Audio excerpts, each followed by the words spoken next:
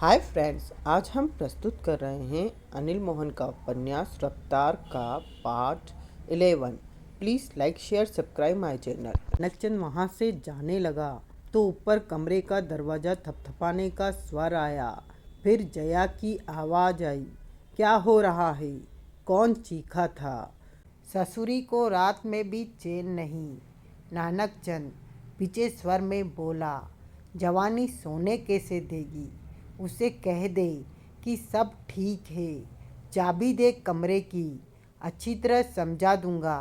उसके बाद उसे नींद भी अच्छी आएगी। चाबी रहने दे। भटनागर पीड़ा को दबाते हुए कह उठा। बाहर से ही कह दे।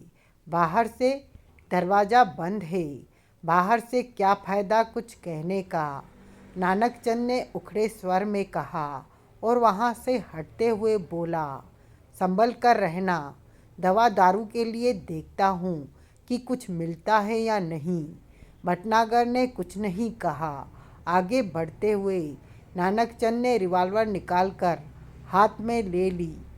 रंजन तिवारी कुछ घंटे पहले बहुत सावधानी से बंगले में प्रवेश कर गया था।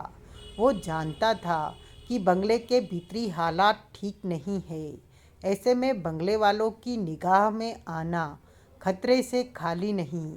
और ये इत्तेफाक ही रहा कि नानकचंद और भटनागर की बातें उसके कानों में पड़ गई थी जब वे जगमोहन के बारे में बातें कर रहे थे कि जब तक जगमोहन का मुंह नहीं खुलेगा, हीरो के बारे में नहीं पता चलेगा कि उसने हीरे कहाँ छुपाए हैं। रंजन तिवारी के लिए यही बात काम की थी। उसे तो सिर्फ हीरे ही चाहिए थे।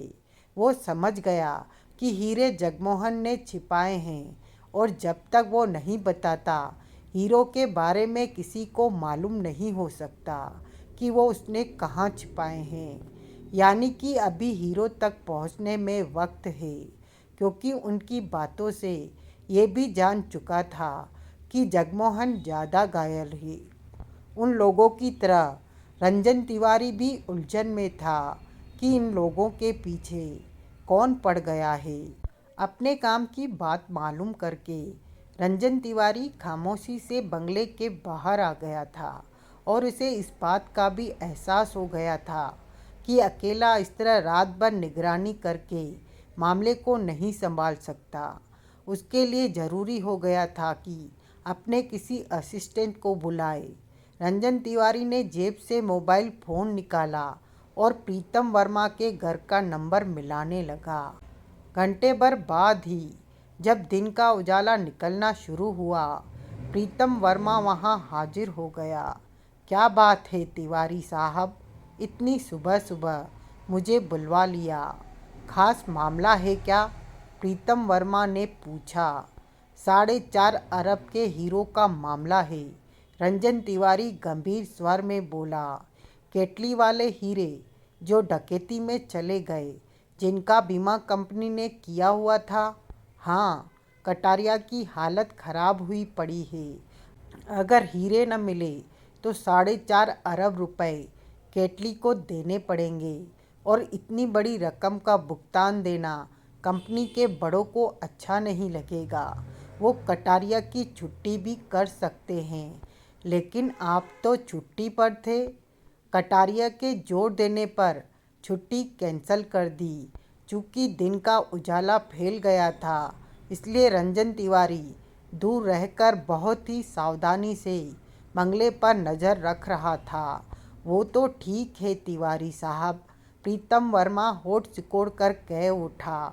इतनी सुबह सुबह आपने मुझे हीरो के बारे में जानने के लिए बुलाया है कि शायद मुझे खबर हो कि वो कहाँ है? अभी तो हीरे चुराने वाले भी नहीं जानते कि हीरे कहाँ है, तो ऐसे में तुम कहाँ से जान जाओगे? क्या मतलब? रंजन तिवारी ने प्रीतम वर्मा को देखा। जिन लोगों ने हीरो की डकैती की है, वो इत्तेफाक से मेरी नज़रों में आ चुके हैं। इस वक्त वो सामने वाले बंगले में है। उनमें से एक को किसी ने मार दिया है और दूसरे को मारने की चेष्टा की गई है। रात को मैं चुपके से बंगले का फेरा लगा आया था। वो सबके सब खतरनाक लोग हैं। देवराज चौहान जैसा डकैती मास्टर है, उसका खास साथी जगमोहन है, सोहन लाल है, चंबल का डाकू नानकचंद उर्फ नानू है, उसका साथी केसरिया है, एक की अभी पहचान नहीं हो पाई है, वो भी खतरनाक है। इनमें से केसरिया मारा जा चुका है। जगमोहन पर जानलेवा हमला हुआ, उसकी हालत सीरियस है, उसे जाने कहाँ डॉक्टर के पास ले जाया गया है। उसे ले जाने वाले देवराज चौहान और सोहनलाल अभी वापस नहीं लौटे। मालूम नहीं कौन इन लोगों की जान के पीछे पड़ गया है। मैं समझा नहीं तिवारी साहब, आप कहना क्या चाहते हैं? जो कहा है वो समझा है कि नहीं? वो तो समझा हूँ, लेकिन जब तक बाकी बातें समझ में नहीं आएंगी तब तक। रंजन तिवारी ने बाकी सारी बातें प्रीतम वर्मा को बताई। समझा? प्रीतम वर्मा ने गर्दन हिलाई। ये बातें पुलिस तक न पहुँचे, वरना पुलिस जया को छुड़ाने के चक्कर में मेरी सारी मेहनत खराब कर देगी। मैं समझता हूँ प्रीतम वर्मा गंभीर हो उठा इस मामले में, पर मैं अकेला नज़र नहीं रख सकता। इन लोगों की हरकतों पर हर वक्त नज़र रखी है, और कभी भी जाने कैसी भागदौड़ का वक्त आ सकता है। अब इस काम में तुम मेरे साथ हो। रंजन तिवारी ने कहा। ठीक है, मैं उधर सामने वाले पार्क में जा रहा हूँ आराम करने। ज़रूरत पड़े तो मुझे बुला लेना। जी, याद रखना, तुम्हें सिर्फ बंगले पर होने वाली हरकतों पर नज़र रखनी है। अपनी तरफ से कुछ भी नहीं करना है। अगर किसी बात को लेकर उलझन महसूस करो तो मेरे पास आ जाना। बढ़िया तिवारी साहब, बंगले के लोगों की नज़र में न आ जाना। मैं इस बात का ध्यान रखूँगा। प्रीतम वर्मा ने सिर हिलाया। देवराज चौहान सुबह 7 बजे लौटा। 2 रातों से जगा, थका हुआ स्पष्ट नजर आ रहा था। कार को उसने पोर्च में रोका और उतरकर बंगले में प्रवेश कर गया। नानकचंद और भटनागर ड्राइंग हॉल में ही मौजूद थे। भटनागर के कंधे पर निगाह पड़ते ही देवराज की आंखें सिकुड़ गई। कंधे पर क्या हुआ? उसके होठों से निकला। रात को बच गया ये। नानकचंद दांत बींचकर बोला। जिसने केसरिया को मारा, जिसने जगमोहन की जान लेने की कोशिश की, उसने इसका भी निपटारा करना चाहा। और तुम कहाँ थे तब? पास ही था, आँख लग गई थी। देवराज चौहान के जबड़ों में कसा हुआ गया। तुमने उसे देखा? वो कौन था? देवराज चौहान ने भटनागर से पूछा। नहीं, भटनागर ने धीमी आवाज़ से कहा। चेहरे पर उसने रुमाल बांध रखा था। देवराज चौहान ने सिगरेट सुलगाई और वहीं बैठ गया। कैसे हुआ ये सब? देवराज चौहान का चेहरा कठोर था। भटनागर ने बताया। कितनी अजीब बात है कि कोई रात भर बंगले में रहा। केसरिया की उसने जान ले ली, जगमोहन की जान लेने में उसने कोई कसर नहीं छोड़ी, और फिर तुम्हें भी मारने की कोशिश की गई और उसे कोई देख नहीं सका। जगमोहन की हालत कैसी है? भटनागर ने पूछा। ठीक नहीं है, अभी तक उसे होश नहीं आया। देवराज चौहान ने भिचे स्वर में कहा।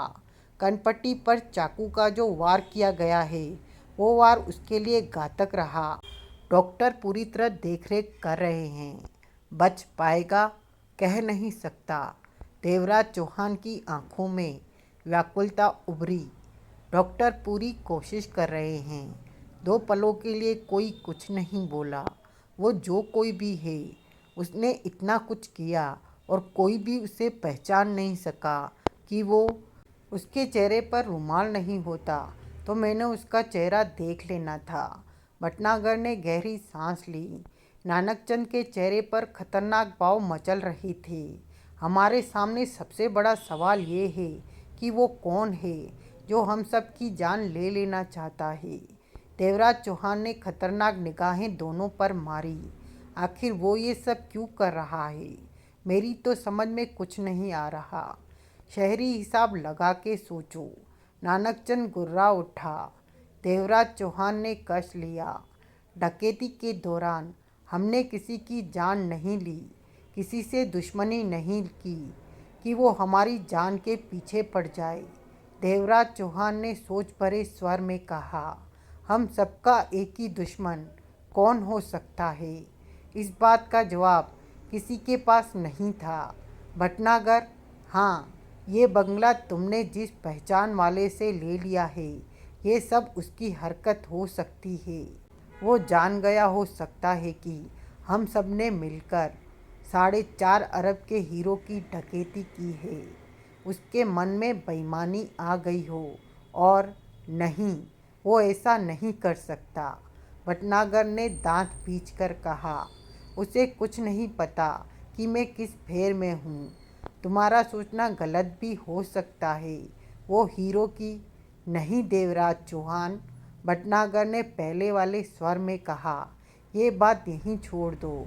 देवराज चौहान दांत पींचकर उसे देखता रह गया। तो फिर वो कौन हो सकता है? और किसी को तो पता भी नहीं कि हम यहाँ हैं। हमारे बंगले में पहुँचते ही पीछे पीछे कौन आ गया हमारी जान लेने के लिए? कोई तो बेदी है ही जो ये समझे बैठा है कि हीरे हमारे पास हैं और हम सबको ख़त्म करके हीरो को वो ले लेगा। देवराज चौहान कठोर स्वर में कह उठा, ठीक बोला, कोई तो है ही। नानकचंद दांत पीसकर कह उठा, हो सकता है वो इस वक्त भी बंगले में हो। भटनागर के होठों से निकला। देवराज चौहान की आंखें सिकुड़ी। ये बंगला बहुत बड़ा है, वो कहीं भी छिप सकता है हरामजादा। नानकचंद खतरनाक स्वर में कह उठा, अगर वो कुत्ता बंगले में है तो सब आदमी एक साथ अलग अलग जगह से उसकी तलाश करें तो वो मिल सकता है। चंबल होता तो मेरे गिरोह में बहुत आदमी थे, साले को गर्दन से पकड़ लेते, लेकिन शहरों में आदमियों की कमी रहती है। इस काम के लिए बाहर से भी किसी को नहीं बुला सकते। देवराज चौहान सख्त ढंग से सिगरेट के कश लेता रहा। कहीं वो छोरी तो ये सब नहीं कर रही? नानकचंद कह उठा, वो कैसे करेगी? दरवाज़ा बंद है, चाबी मेरे पास है। भटनागर कह उठा, पहली मंजिल के कमरे में मौजूद है, खिड़की से भी नीचे नहीं आ सकती। वैसे भी खिड़कियों पर ग्रिल लगी है, हो सकता है उसने कोई रास्ता निकाल रखा हो। नहीं, भटनागर ने विश्वास भरे स्वर में कहा, वो कोई भी कैसे भी रास्ता नहीं निकाल सकती। कमरे से बाहर निकलने के लिए और जिस ढंग से केसरिया को मारा गया है, जगमोहन की जान लेने की चेष्टा की गई है, मुझ पर जैसे वार किया गया है, ये काम किसी युवती के बस का नहीं है। अपने चंबल में तो औरतें मर्दों से भी ज़्यादा खतरनाक वार कर जाती हैं। शहरी हिसाब की तो मुझे खबर नहीं। नानकचंद कह उठा, वार करने की ताकत शरीर से नहीं मिलती, बल्कि ताकत उस भावना से मिलती है जिससे मद्देनज़र रखकर वार किया जा रहा हो। नानकचंद ने कठोर स्वर में कहा, मेरे ख्याल में तो कोई भी औरत इतनी फुर्ती के साथ वार कर सकती है, बशर्ते कि उसके पास वार करने की ठोस वजह हो, भीतर से वो जल रही हो, नफरत से सुलग रही हो। परंतु इसके साथ तो हमने कोई भी बुरा व्यवहार नहीं किया। क्यों भटनागर? उस लड़की जया ने ये सब किया है। मैं नहीं मानता। भटनागर कह उठा, मैंने मानने को नहीं कहा, मैं तो अपनी समझ की बात कर रहा हूँ। नानकचंद कह उठा। देवराज चौहान ने सिगरेट एस्ट्रे में डालते हुए कहा, जया के कमरे की चाबी दो, एक बार उसे चेक कर लेना चाहिए। भटनागर ने चाबी निकालकर देवराज चौहान को दी। देवराज चौहान उठा तो नानकचंद बोला, जगमोहन को एक बार भी होश नहीं आया? नहीं, देवराज चौहान ने उसकी आंखों में देखा। मैंने सोचा शायद थोड़ा होश आया हो और उसने बता दिया हो कि हीरे कहाँ रखे हों। नानकचंद ने गहरी सांस ली। देवराज चौहान बिना कुछ कहे सीढ़ियों की तरफ बढ़ गया। तेरे में जरा भी समझ नहीं है, भटनागर ने तीखे स्वर में कहा। जगमोहन जिंदगी और मौत के बीच में है और तू देवराज चौहान से ऐसी शक भरी बातें कर रहा है। उधर अलग मुसीबत खड़ी हुई पड़ी है। मुझे सब समझ है। नानकचंद कड़वे स्वर में कह उठा। जरा मेरी तरफ से भी सोच कि हीरो को पाने के फेर में मैं अपना खास साथ केसरिया खो चुका हूँ। ऐसे में हीरे भी न मिले तो मुझे कितना दुख होगा। मिल जाएंगे, जगमोहन को होश आते ही मिल जाएंगे। भटनागर ने कंधे पर की गई बैंडेज को छूते हुए कहा। चाबी घुमाने के बाद देवराज चौहान ने दरवाज़ा खोला और भीतर प्रवेश कर गया। दूसरे पल ही ठिठका। जया नहा धोकर वही कपड़े पहने हुए थी और गीले बालों को शीशे के सामने खड़ी होकर संवार रही थी। देवराज चौहान को भीतर प्रवेश करते देखकर उसने अपनी हरकतें रोक दी। मुझे भूख लग रही है, जया केटली कह उठी। नाश्ता मिल जाए तो। देवराज चौहान की नज़रें कमरे में घूमने लगी। आगे बढ़कर उसने बाथरूम चेक किया। बाहर की तरफ खुलने वाली खिड़की पर लगी ग्रिल को चेक किया। वो ठीक तरह से फिट थी। क्या देख रहे हो? एकाएक जया केटली ने पूछा। रात किसी ने बंगले में मौजूद हम में से 3 व्यक्तियों पर वार किया। एक मर गया, दूसरा अभी जिंदगी मौत के बीच में है और तीसरे का कंधा घायल हुआ है। देवराज चौहान का स्वर कठोर था। बता दिया गया था मुझे। जया ने उसकी आंखों में देखा। तुम ये बात मुझे क्यों बता रहे हो? किसी को नहीं मालूम कि हम लोग डकैती के बाद यहाँ हैं। देवराज चौहान ने उसे देखा। तो यह काम तुम भी कर सकती हो। मैं कैसे कर सकती हूँ? जया केटली मुस्कुराई। मुझे तो कमरे में बंद कर रखा है। मैं भी यही सोच रहा हूँ कि इस तरह बंद कमरे में से तुम बाहर कैसे निकलकर दूसरों की जान ले सकती हो और फिर कैसे कमरे में वापस आ सकती हो। कठोर था देवराज चौहान का स्वर। मैंने कमरे से बाहर निकलने का काफ़ी रास्ता तलाश किया, लेकिन कोई रास्ता नज़र नहीं आया। तुम देख लो। मेरे ख्याल में तो बाहर निकलने का कोई रास्ता नहीं, जया ने शांत स्वर में कहा। देवराज चौहान जानता था कि वो ठीक कह रही है। एक रास्ता है। कौन सा? दरवाज़ा। देवराज चौहान ने उसी लहजे में कहा। हो सकता है यहीं कहीं से दरवाजे की दूसरी चाबी तुम्हारे हाथ लग गई हो और ऐसा कुछ नहीं है। ऐसा होता तो मैं यहाँ रहती ही क्यों? भाग जाती यहाँ से और फिर तुम लोगों की जान लेने के पीछे मेरे पास मोटिव ही क्या है? मैं क्यों मारूंगी तुम लोगों को? तुम लोगों ने मुझे कोई तकलीफ नहीं दी, तंग नहीं किया। जया केटली ने देवराज चौहान को देखा। मैंने आज का अखबार देखा था। देवराज चौहान ने उसे घूरा। डकैती का पूरा विवरण देने के बाद बताया गया कि 4.5 अरब के हीरे लूटने वाले सतीश केटली की बेटी को भी साथ ले गए।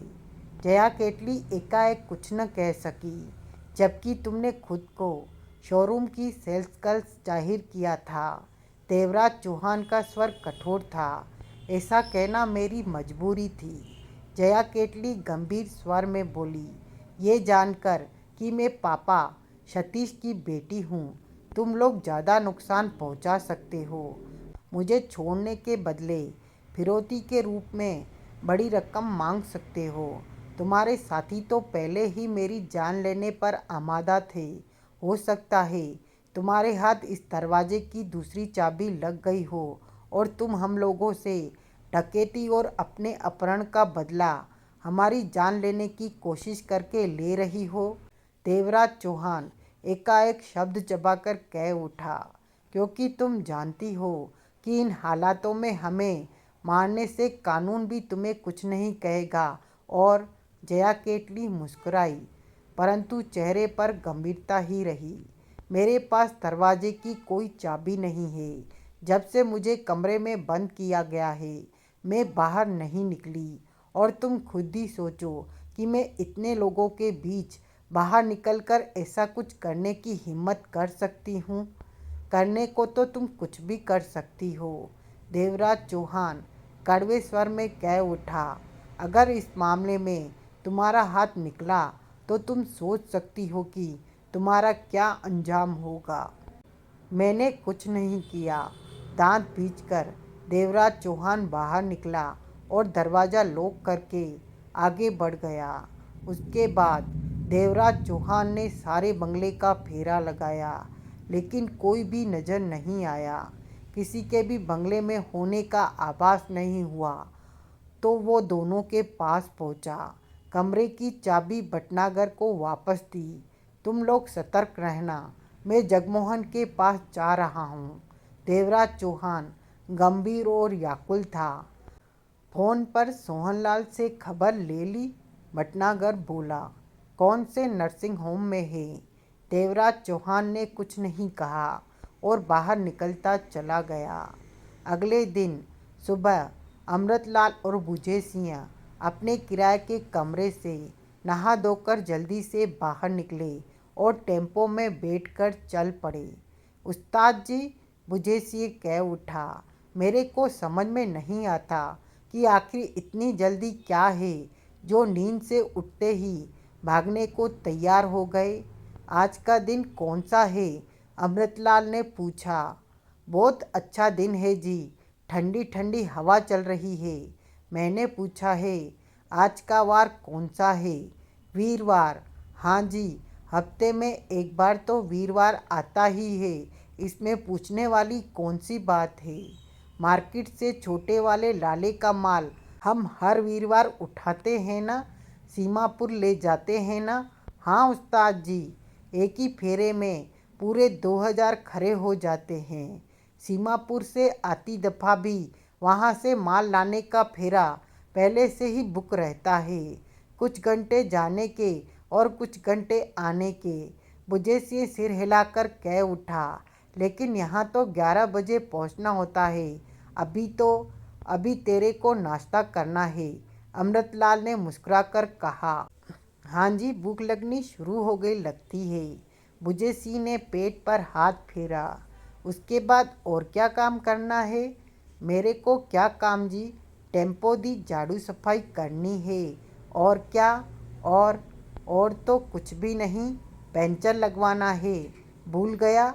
वो कोई काम थोड़े ना है जो मैं भूल जाऊंगा, वो तो पंचर वाला ही लगाएगा। अमृतलाल ने एक होटल के सामने टेम्पो रोका। चल यहाँ से नाश्ता करते हैं। यहाँ से? उस्ताद जी, ये होटल वाला नाश्ते में मूली के पराठे बहुत बढ़िया बनाता है और इसका दही भी बहुत बढ़िया होता है जी, वैसा ही जैसा मेरी बहन दही जमाती है। इसका दही खाते ही मुझे मेरी बहन याद आ जाती है। उस्ताद जी, जब आप मेरी बहन को देखोगे तो देखना, इस होटल का दही याद आ जाएगा। आधे घंटे बाद दोनों नाश्ता करके होटल से बाहर निकले।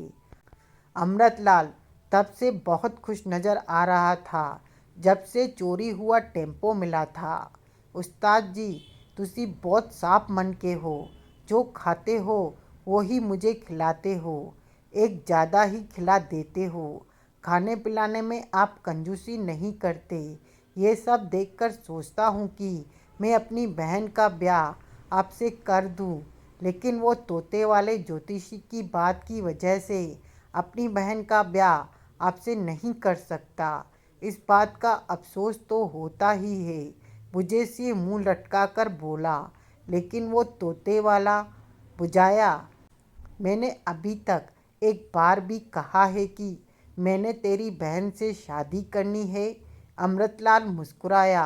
रब झूठ न बुलाए, अभी तक तो आपने एक बार भी नहीं कहा।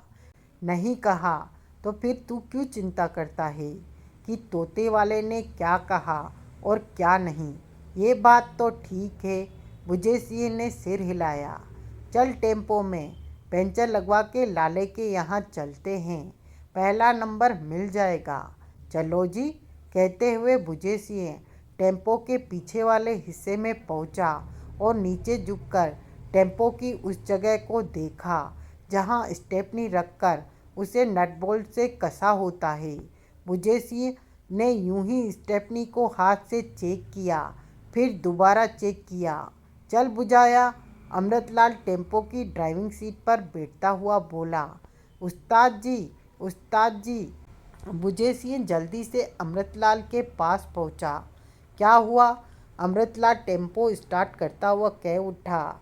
उस्ताद जी, टेम्पो चोरी करने वाला बहुत शरीफ बंदा था, उसकी गवाही तो मैं दे सकता हूँ। तुसी ही बताओ कि क्या कोई टेम्पो चोरी करने वाला पंचर हुई स्टेपनी का पंचर लगवाता है? लेकिन हमारे टेम्पो चोर ने ऐसा किया है जी, उसने हमारी स्टेपनी का पंचर लगवा दिया। बुझे सिंह खुशी से बोला। क्या? हाँ उस्ताद जी, विश्वास नहीं आने वाली बात है, नीचे उतर के विश्वास कर लो। आओ आओ।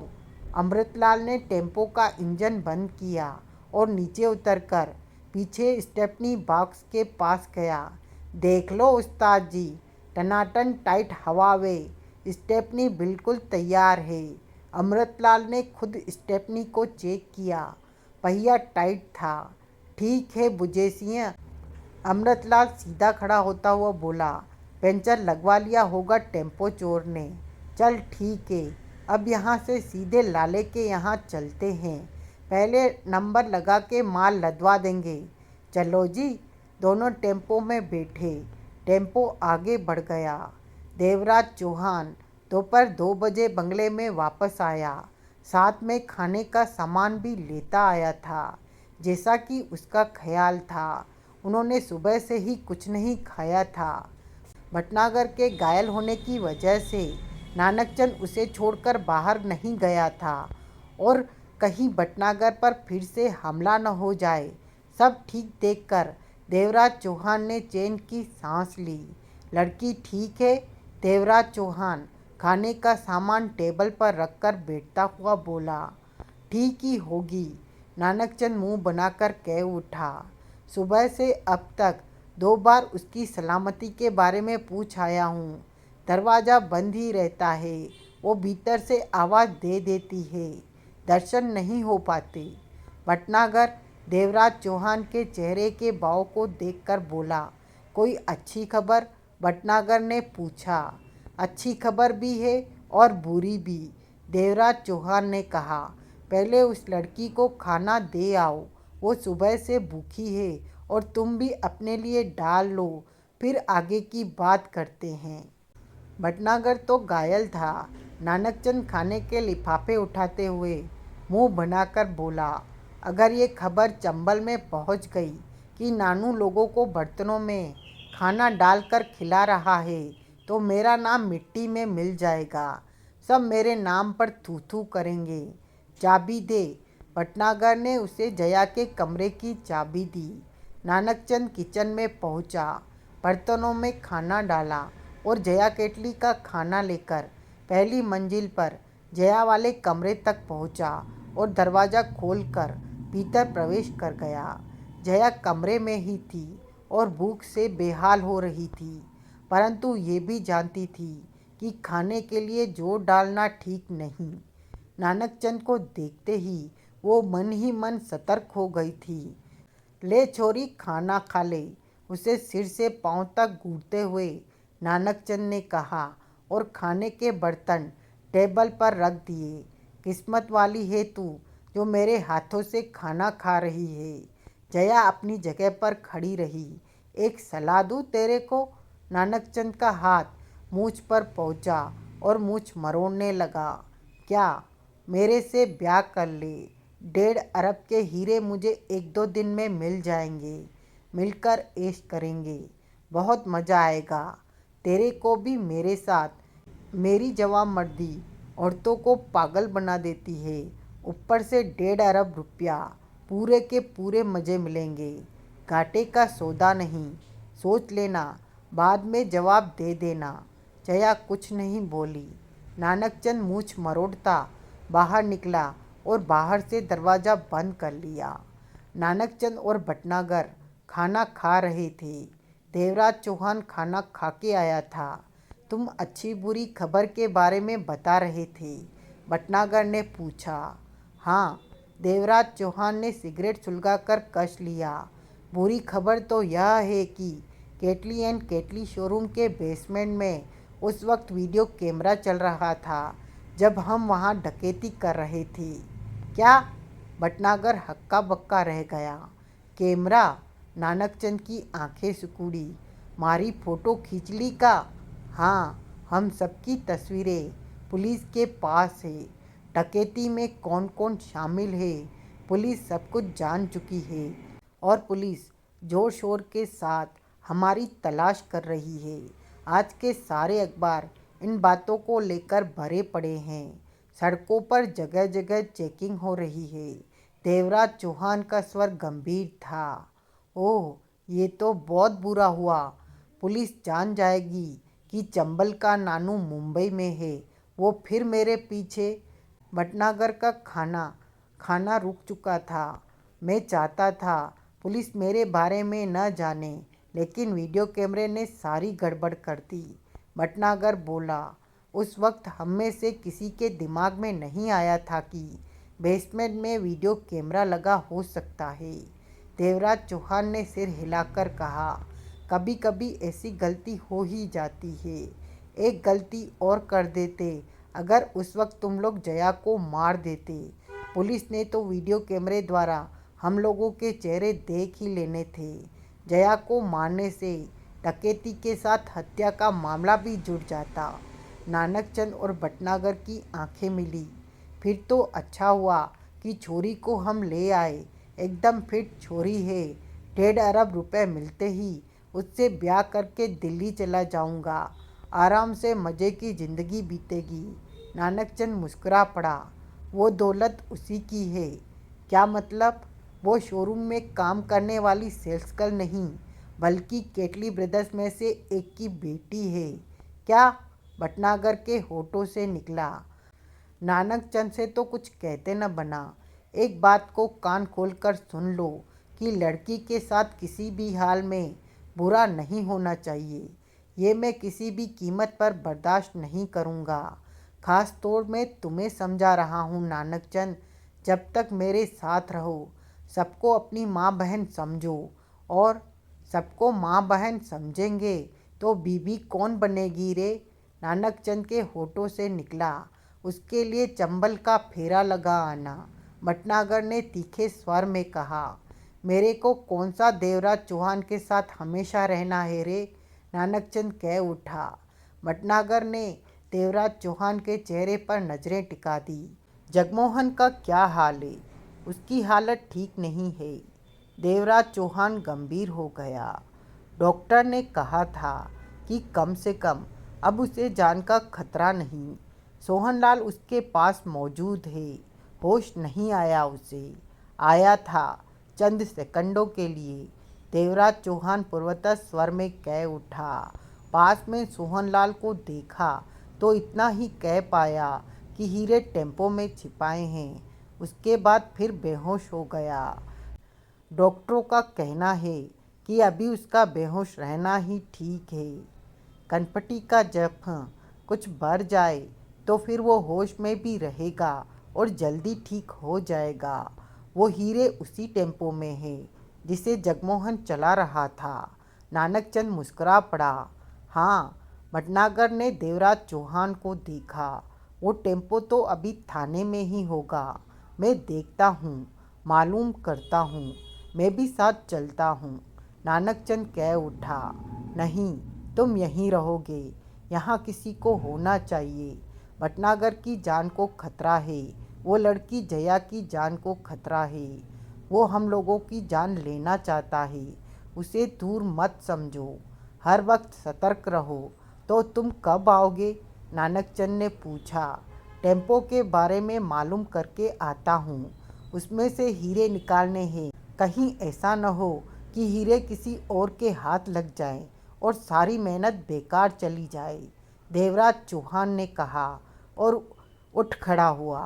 रंजन तिवारी और प्रीतम वर्मा ऐसी जगह पर मौजूद थे जहां से बंगला स्पष्ट नजर आ रहा था।